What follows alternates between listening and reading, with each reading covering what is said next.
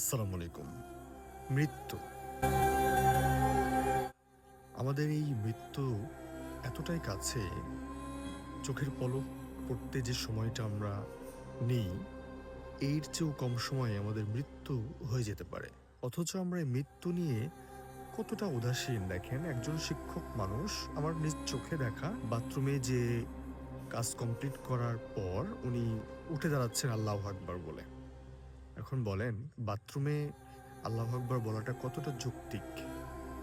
কিছু, কিছু জায়গা আছে যে জায়গাগুলোতে আল্লাহকে স্মরণ বা আল্লাহর নাম নেওয়া যাবে না। ঠিক আছে? কারণ ওই জায়গাগুলো হচ্ছে নাপাক জায়গা এবং ওই জায়গাগুলোতে খারাপ জিন, খারাপ শয়তান থাকে। তো এই যে তার এই জ্ঞানের সীমাবদ্ধটুকু, তিনি শিক্ষক, তিনি তার ছাত্রদের শিক্ষা দেবেন। আসলে তার জ্ঞান কতটুকু দেখেন যে মূল যে জিনিসটা তার জানা দরকার, সেই জিনিসটাই তিনি জানেন না। আসলে এরকমটা হয়। মৃত্যু চিন্তা নিয়ে চিন্তিত হওয়া প্রকৃত মুমিনের কিন্তু বৈশিষ্ট্য। কোনো নেতা, কোনো বড় আলেম, কোনো বড় পরেজগার ব্যক্তি মিজানের পাল্লায় পার করে দিবে না। আপনাকেই আপনার আমল দিয়ে পার হতে হবে। সুতরাং আপনার দায়-দায়িত্ব আপনাকে নিতে হবে। আসসালামু আলাইকুম।